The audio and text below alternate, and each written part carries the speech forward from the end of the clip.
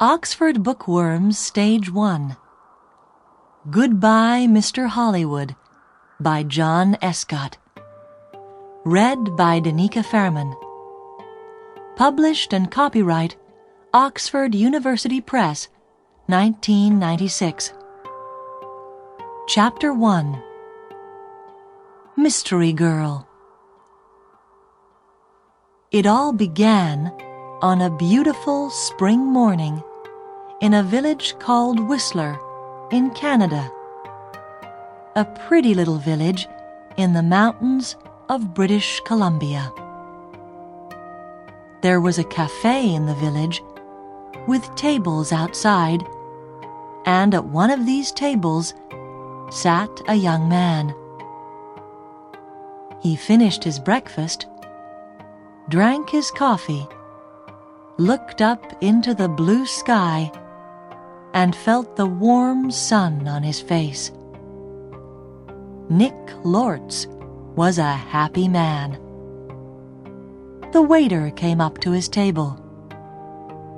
"More coffee?" he asked. "Yeah, great," said Nick. He gave the waiter his coffee cup. The waiter looked at the camera on the table. "On vacation?" he said. "Where are you from?" "San Francisco," Nick said. He laughed. "But I'm not on vacation. I'm working. I'm a travel writer, and I'm doing a book on mountains in North America. I've got some great pictures of your mountain." The two men looked up at Whistler Mountain behind the village. It looked very beautiful in the morning sun.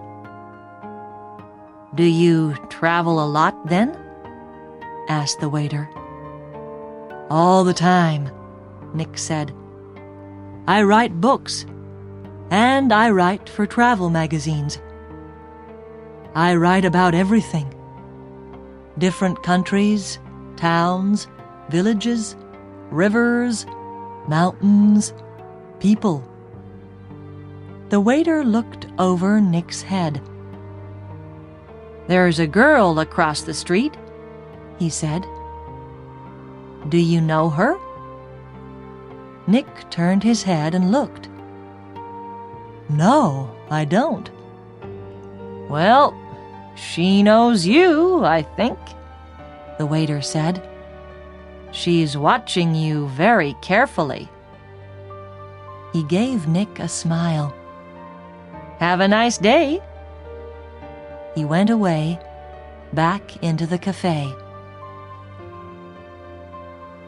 Nick looked at the girl across the street. She was about 25, and she was very pretty. "She is watching me," Nick thought. Then the girl turned and looked in one of the shop windows. After a second or two, she looked back at Nick again. Nick watched her. "She looks worried," he thought. "What's she doing? Is she waiting for somebody?" Suddenly, the girl smiled. Then she walked across the street, came up to Nick's table, and sat down. She put her bag down on the table. The bag was half open. "Hi, I'm Jan," she said. "Do you remember me? We met at a party in Toronto." "Hi, Jan," said Nick. He smiled. "I'm Nick, but we didn't meet at a party in Toronto. I don't go to parties very often, and never in Toronto." "Oh," the girl said, but she didn't get up or move away. "Have some coffee," said Nick. The story about the party in Toronto wasn't true. but it was a beautiful morning, and she was a pretty girl. Maybe it was a party in Montreal or New York. The girl laughed. Okay, maybe it was. And yes, I'd love some coffee. When she had her coffee, Nick asked, "What are you doing in Whistler? Or do you live here?" "Oh, no," she said. "I'm just traveling through. And what are you doing here?" "I'm a travel writer," Nick said, "and I'm writing a book about famous mountains." "That's interesting," she said. But her face was worried, not interested, and she looked across the road again. A man with very short white hair walked across the road. He was about 60 years old, and he was tall and thin. The girl watched him. "Are you waiting for someone?" asked Nick. "No," she said quickly. Then she asked, "Where are you going next, Nick?" "To Vancouver for 3 or 4 days," he said. "When are you going?" she asked. "Later this morning," he said. There was a letter in the top of the girl's half-open bag. Nick could see some of the writing, and he read it because he saw the word Vancouver. "And we can meet at the Empress Hotel, Victoria, Vancouver Island, on Friday afternoon." So she's going to Vancouver too, he thought. Suddenly the girl said, "Do you like movies?" "Movies? Yes, I love movies," he said. "Why?" "I know a man, and he loves movies and going to the cinema," she said slowly. "People call him Mr. Hollywood." She smiled at Nick. "Can I call you Mr. Hollywood too?"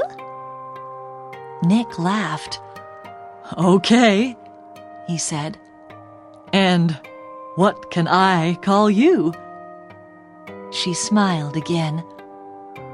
"Call me Mystery Girl," she said. "That's a good name for you," said Nick. Just then, the man with white hair came into the cafe. He did not look at Nick or the girl, but he sat at a table near them. He asked the waiter for some breakfast. Then he began to read a magazine.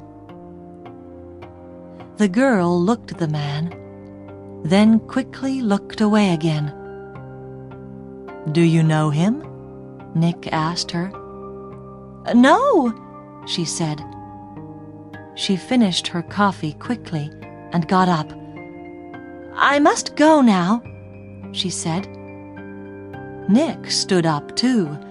"Nice to—" he began, but the girl suddenly took his face between her hands and kissed him on the mouth. "Drive carefully, Mr. Hollywood. Goodbye," she said with a big, beautiful smile. Then she turned and walked quickly away. Nick sat down again and watched her. She walked down the road and into a big hotel. Now what, thought Nick, was that all about? The man with white hair watched Nick and waited. After 4 or 5 minutes, Nick finished his coffee, took his books and his camera, and left the cafe. His car was just outside the girls' hotel, and he walked slowly along the street to it. The man with white hair waited a second, then quickly followed Nick. From a window high up in the hotel, the girl looked down into the road. She saw Nick and the man with white hair about 50 yards behind him. Nick got into his car, and the man with white hair walked quickly to a red car across the street. 5 seconds later, Nick drove away in his blue car, and the red car began to follow him. When the girl saw this, she smiled, then went to put some things in her travel bag. Chapter 2. A Hand in the Back. That evening, in his hotel room in Vancouver, Nick could not stop thinking about the girl in the Whistler Cafe. Why did she come and sit with him? She didn't know him, and that story about a party in Toronto wasn't true, and she was worried about something. But what? And that kiss? It was nice, of course, but why did she do it? Maybe she liked my face, Nick thought, or my brown eyes. But I'm not going to see her again, so it doesn't matter. Forget it. He put some money in his pocket and went downstairs to the hotel restaurant. But there were no free tables, so he walked down to Gastown and found a restaurant there. After dinner, he went for a walk. Vancouver was a friendly city, and Nick liked walking through Gastown and Chinatown, looking in the shops and watching the people. It was nearly dark now, and it was a busy time of the evening. There were a lot of cars and a lot of people. After a time, Nick began to walk back to his hotel. He came to a busy street and waited with a small crowd of people to go across. A tall woman in a blue dress stood next to him. She turned and smiled at him. "It's the first warm evening of spring," she said. "It's nice to be out after the long, cold winter." "Yeah," said Nick. "It's great. It's—" Suddenly, there was a hand in his back, and the hand pushed Nick into the road. Nick fell on his face in front of a big green car. People screamed, but the green car stopped only inches from Nick's head. The woman in the blue dress ran into the road and pulled Nick to his feet. "Are you okay? What happened?" she said. The driver of the green car shouted angrily at Nick, but Nick did not hear him. "Somebody pushed me," he said to the woman. "I didn't fall.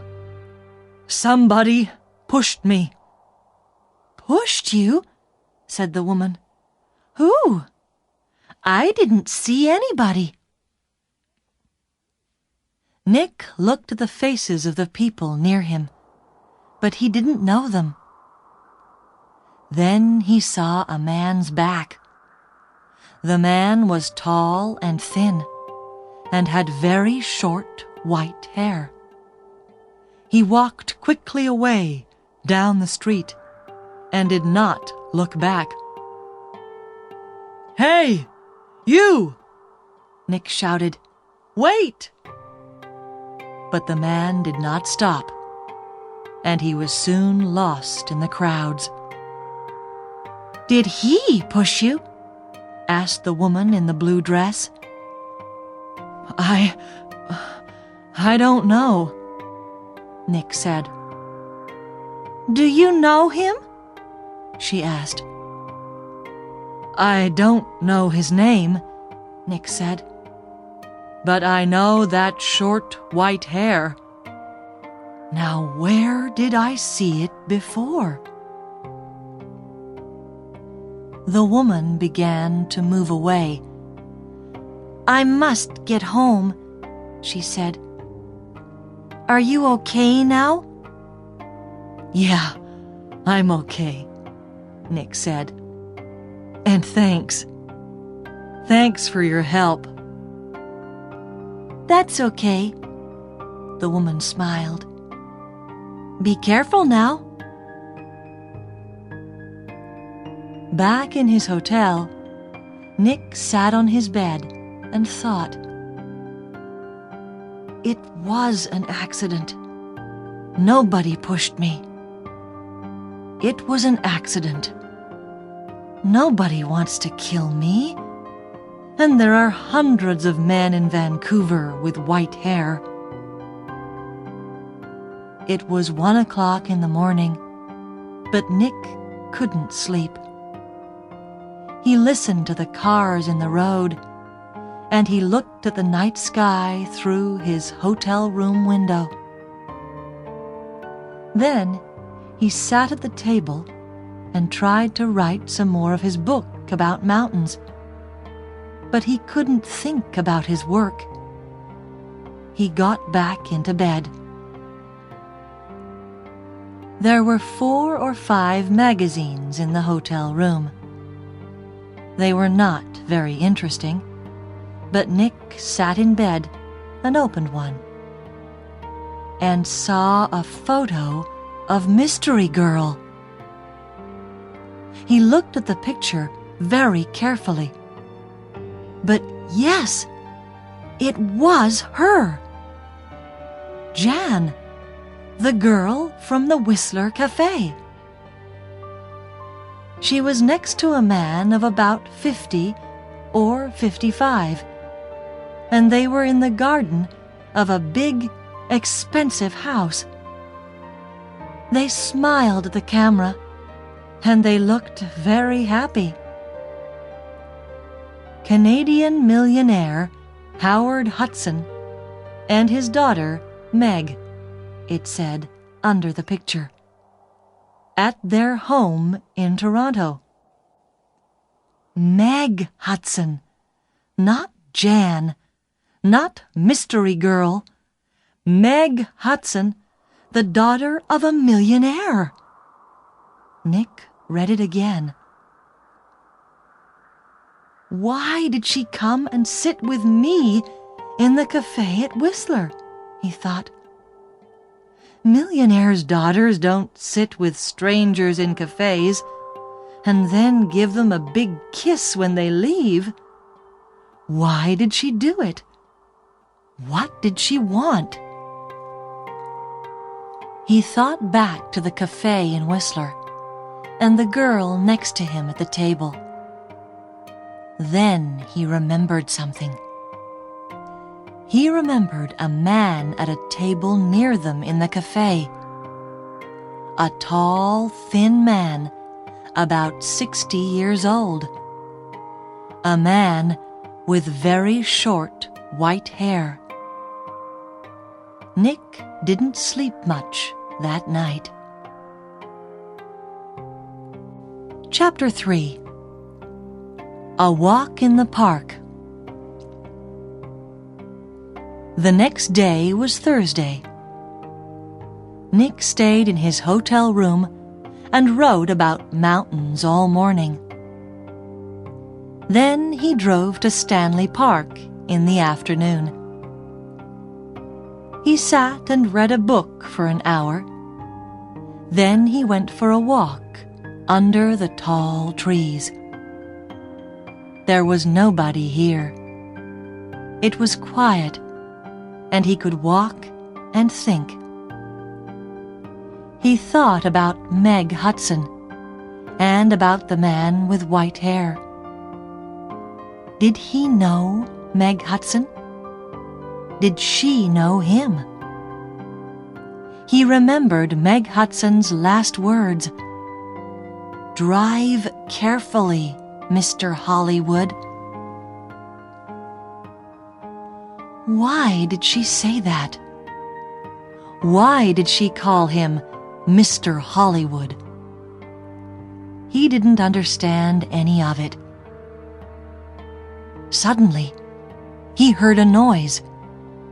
He stopped. That was a gun, he thought. There's somebody in the trees with a gun. There it is again. Then something hit the tree over his head. Somebody's shooting at me, Nick thought.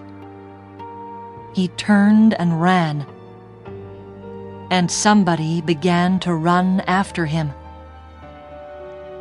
Nick ran through the trees. There was no sun in here, and it was half dark, and there were no people. Nobody to help him.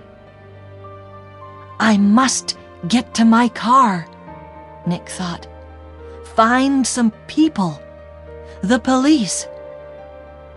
He ran on. He could still hear the gunman behind him, so he ran faster. After 3 or 4 minutes, he stopped and listened. Nothing. It was all quiet. Nick was afraid. What's happening? He thought. Why is somebody shooting at me? First a hand pushes me in front of a car, and now somebody's shooting at me. He waited another second or two, then walked quickly back to his car.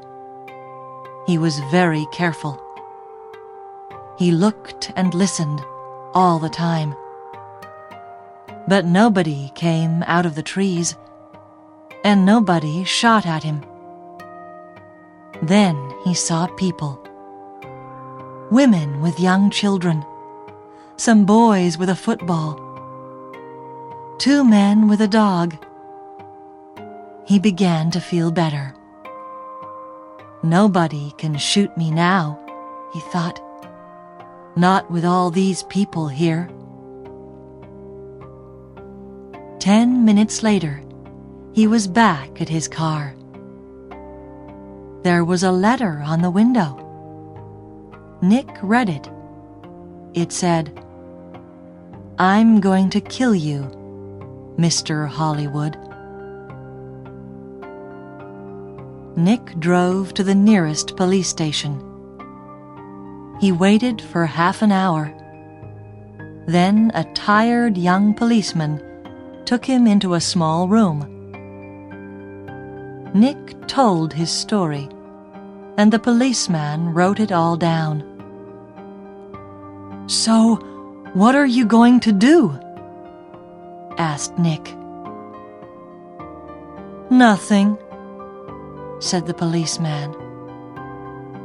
"Nothing?" said Nick. "But somebody shot at me and—" "Mr. Lords," the policeman said tiredly, "how many people are there in this town with guns?"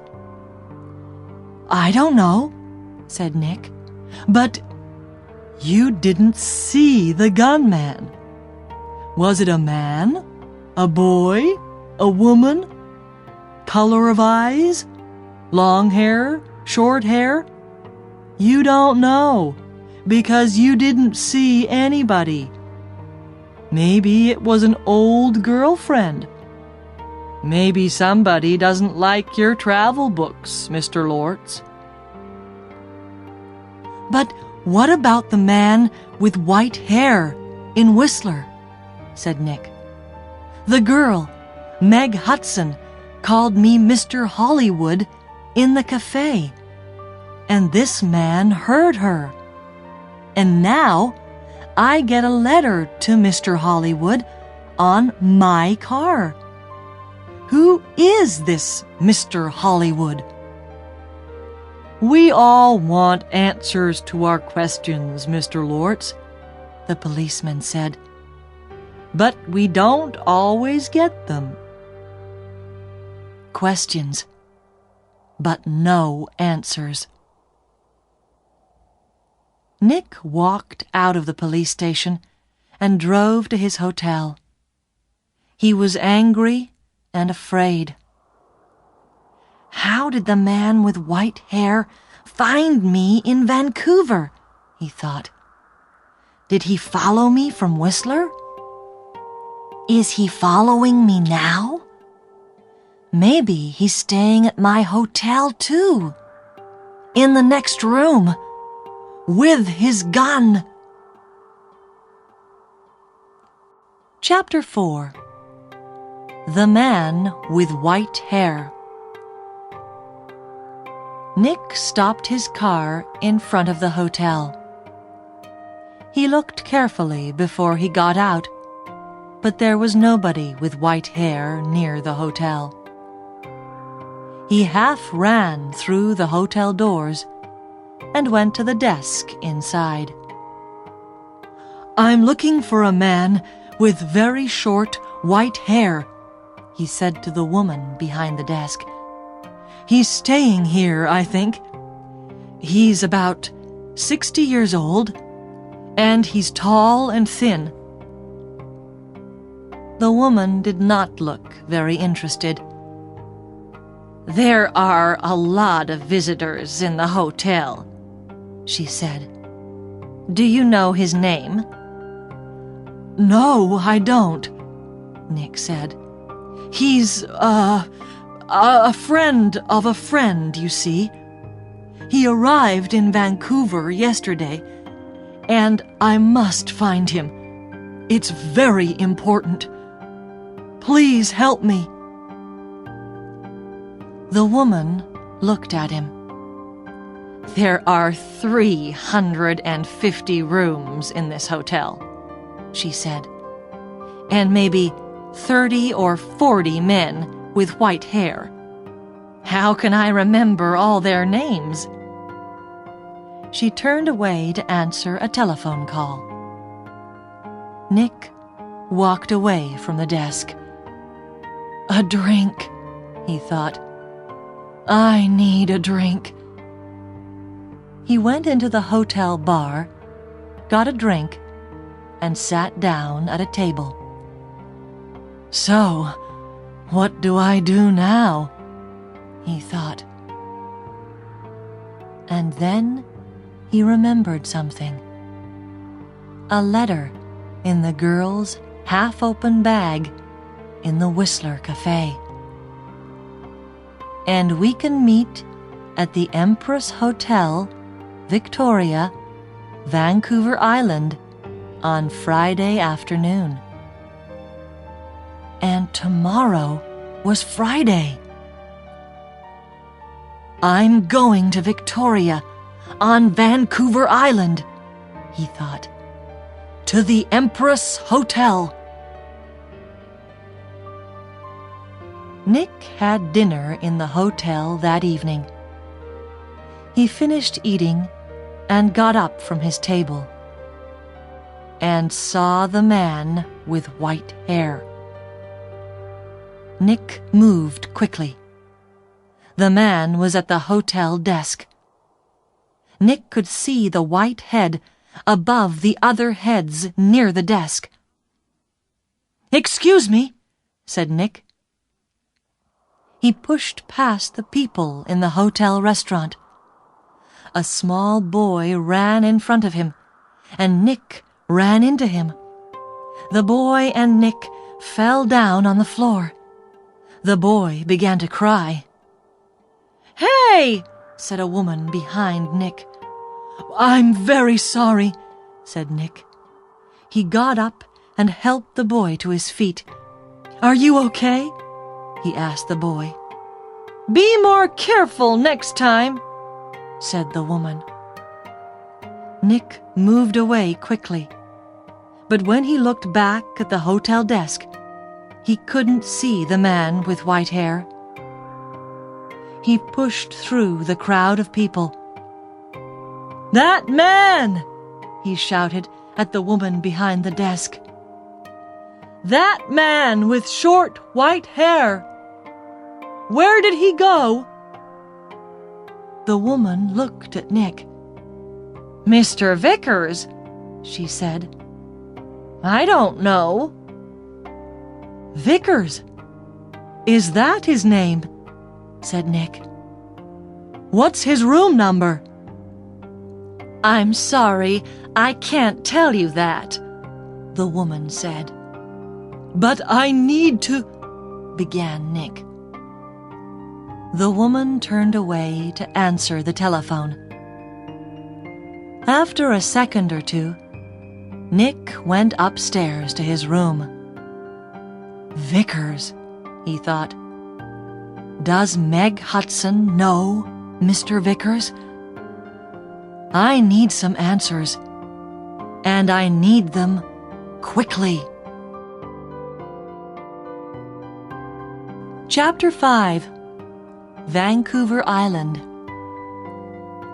Tawasin was about 23 miles south of Vancouver.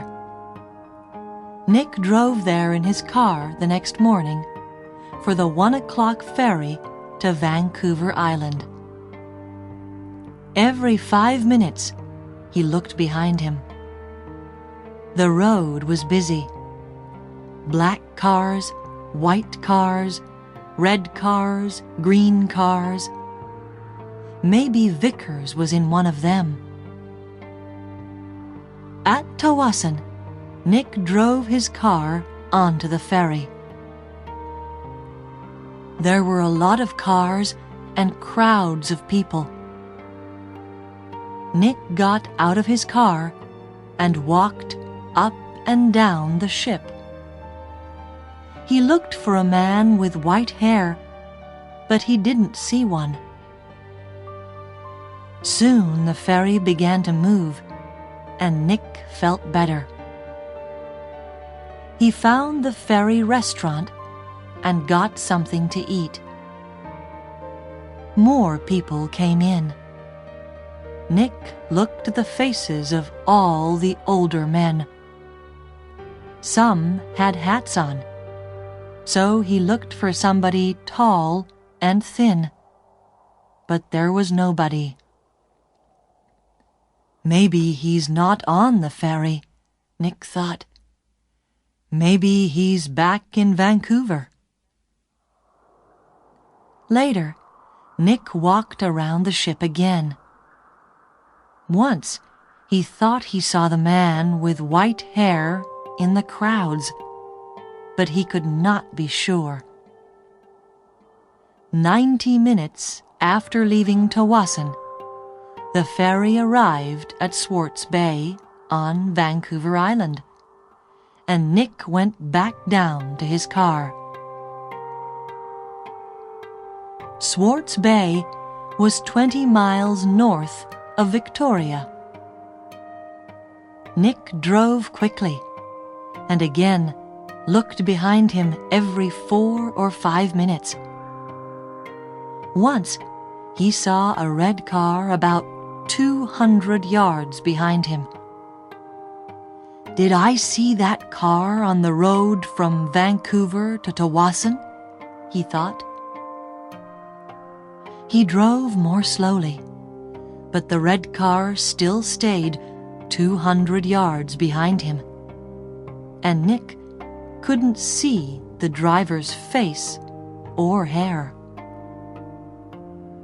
Soon, he was in the busy streets of Victoria, and Nick didn't see the red car behind him again. Victoria was a city of gardens and beautiful old buildings. Nick liked Victoria very much, but today he wasn't interested in gardens or buildings. He found the Empress Hotel, went inside, and walked across to the desk. "Can I help you?" a young man asked Nick. "I'm meeting a friend here this afternoon," said Nick. "Miss Hudson." "Hudson," said the young man. "Wait a minute." He went away and came back. "Sorry, but there's no Miss Hudson staying here." Nick took something from his pocket. It was the photograph of Meg and her father from the magazine. "This is her," he said. The young man looked at the picture. "Oh, right. You mean Howard Hudson's daughter," he said. "She's not staying here, but I saw her 10 or 15 minutes ago. She was with somebody, a man. He asked me about the tea room." "The tea room," said Nick. "Where's that?" The man with short, white hair was tired. He couldn't sleep, and he couldn't eat. He thought about only one thing all the time. He drove and he watched, and he waited and he followed. When he drove into Victoria, the streets were busy, and suddenly he lost the blue car in front of him. Angrily, he drove around the city, past all the big hotels. "I must find him," he said. "I must do it today." Then he saw the Empress Hotel, and in the street outside it, a blue car. He drove past the hotel, left his car, and ran back down the street. He went across the road and walked past the downstairs windows. There was a big room with tables and chairs and a lot of people. He looked carefully at all the faces. "There she is," he said suddenly. There were 2 men with the girl. He couldn't see their faces, only the backs of their heads, but one of the men was in a green shirt. "Mr. Hollywood," the man said, and smiled. "Goodbye, Mr. Hollywood." People in the street turned to look at him, but the man did not see them. He walked up to the doors of the hotel and put a hand into his pocket. Inside, the gun was cold and hard. Chapter 6. A Tea Party. Nick looked through the doors of the tea room in the Empress Hotel. Meg Hudson sat at a table with a man. The man was about 30, or maybe a year or 2 younger. He was tall and brown from the sun. He wore a white shirt, white trousers, and white shoes. He said something to Meg, and she laughed. She looked very happy. A waiter came up to Nick. "Can I get you some tea?" he asked. "No thanks," said Nick. "I'm with the two people over there." And he walked across to Meg's table. "Hello, mystery girl," said Nick. "Remember me? We met at Whistler. Your name was Jan then, but maybe today it's Meg Hudson." Meg Hudson looked up at him. "Oh," she said, and her face went red. "Who is this, Meg?" asked the man. "This is Nick," said Meg. "He's a writer. Nick, this is Craig Winters." "Sometimes called Mr. Hollywood," said Nick. "Maybe. But how did you know that?" asked Craig Winters. "I guessed," said Nick. "And I think I'm beginning to understand. Can I ask you a question, Mr. Winters? Does somebody want to kill you?" Craig Winters' face went white. "Kill me? What are you talking about?" asked Meg. "Before I tell you, answer this question, please," said Nick. "You called me Mr. Hollywood in Whistler, and you wanted the man at the next table, the man with white hair, to hear you. Is that right?" Meg Hudson did not answer at first. Then she said quietly, "Yes." "Why?" asked Nick. "I wanted him to follow you, and not me." "Why?" Nick asked again. "I think he's a detective," said Meg. "And I think he's working for my father. I saw him soon after I left Toronto. He followed me." Meg put her hand on Craig Winters' arm. "My father doesn't like Craig. A month ago, he told me not to see Craig again. I'm not happy, and he knows that. I think he guessed that I'm meeting Craig. And now he wants to find Craig and stop him seeing me." "Stop him," said Nick.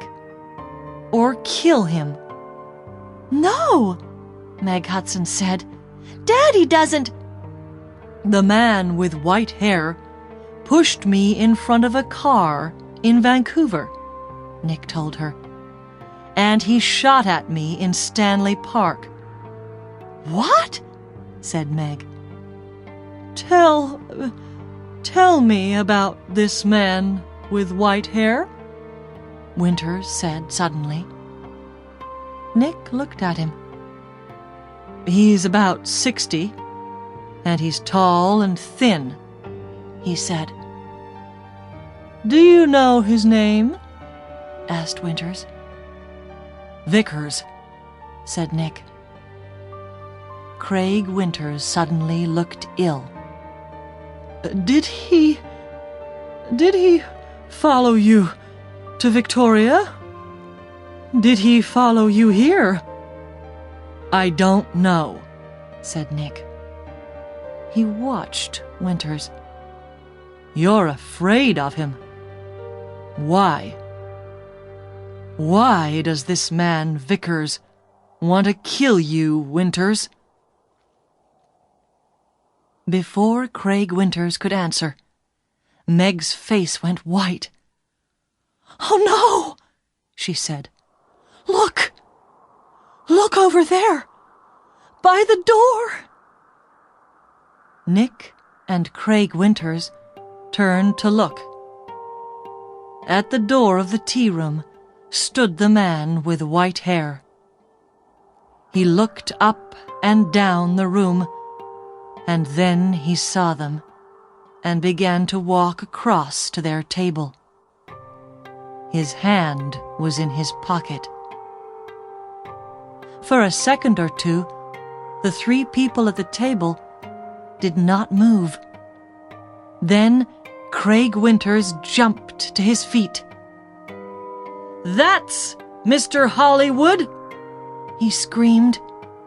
"That man there!" And he pointed at Nick. The man's hand came out of his pocket with a gun. "This is for Anna!" he shouted. Nick moved very fast. The tea table went over, and Nick was down on the floor in a second. The shot went over his head, and Meg screamed. At the same time, Craig Winters shouted out and put a hand on his arm. There was blood on his white shirt. Then more people began to scream, and two waiters pulled the man with white hair down onto the floor. "Get the police!" somebody shouted. Chapter 7. At the police station. It was 7:30 p.m. Nick and Meg were in a room at the police station. The man called Vickers was in a different room with 3 detectives. There was a doctor with him, too. Craig Winters was at the hospital. The door opened, and a detective came in with 2 cups of coffee. He put them down on the table and turned to go out again. "Detective Edmonds," Meg said, "did the hospital call? Is Craig going to be all right?" "Winters," Detective Edmonds said, "yes, he's going to be okay." "Can I call the hospital now?" asked Meg. "I'd like you to wait," said Edmonds. "Detective Keat is going to be here in a minute. He's just coming from the airport and—" He looked through the open door. "Ah, here he is now." A second detective came into the room, and behind him was a tall man with dark hair. Meg stood up quickly. "Daddy!" she cried. "What are you doing here?" "The police called me," said Howard Hudson, "and I flew here at once. Detective Keat met me at the airport. Now sit down, Meg. I want you to listen to me." He did not look at Nick. Meg sat down, and her father took her hands. "Meg, last week, Johnny Vickers came to my house. He wanted to talk about his daughter. You remember Anna, Meg? 3 months ago, she jumped off a bridge in Boston and died. She was young, beautiful, rich, and she didn't want to live. Why? Because she loved a man, and the man took her money, ran away, and left her. And the man was called—" "No!" said Meg. "No!" "Yes, Meg. Yes. He was called Mr. Hollywood." "No!" shouted Meg.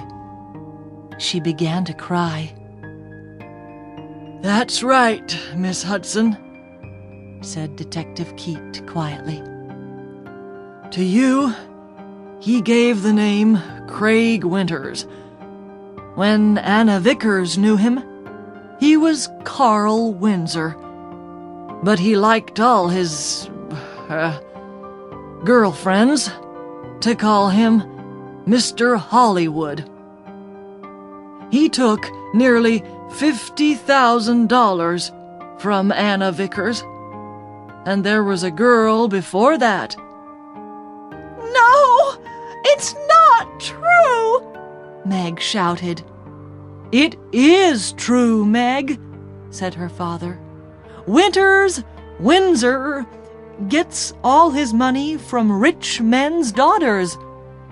Johnny Vickers loved his daughter. He went to her house in Boston after she died. He read her letters and learned about the money and the name Mr. Hollywood.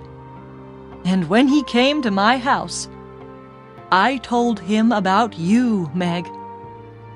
I said, 'My daughter's got a new boyfriend, and she calls him Mr. Hollywood. I don't like him, but I can't stop her. She's going away to meet him next week, I think. What can I do?' Johnny put his hand on my arm, and he said, 'Don't be afraid for your daughter. I'm going to find that man and stop him.'" Meg said nothing. Her face was very white. For a minute or two, nobody spoke. Then Detective Edmonds said, "Vickers told us all about it, Miss Hudson. He followed you to Whistler and saw you with—" Nick began to understand.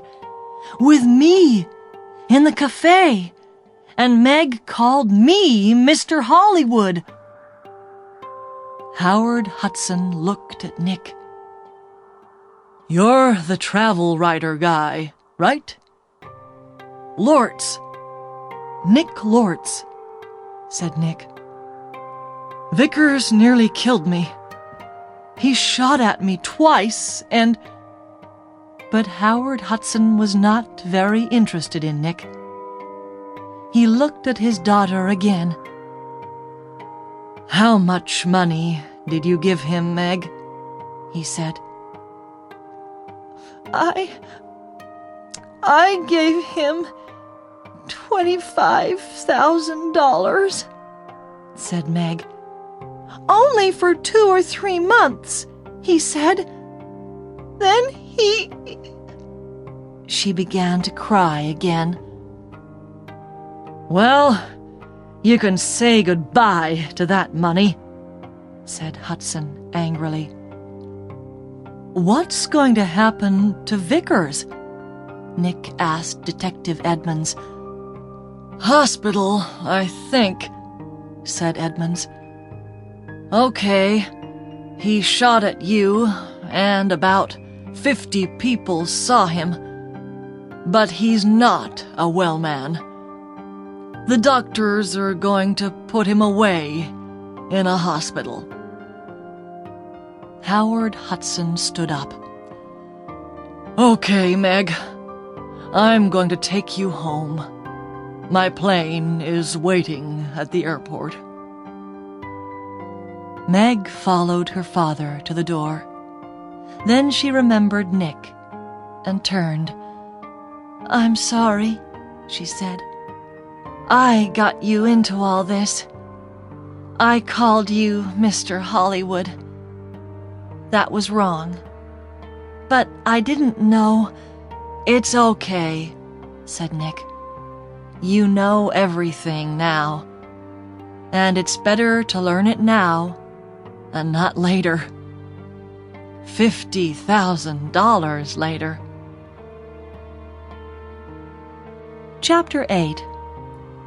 A Nice Smile. Nick took the evening ferry back to Vancouver.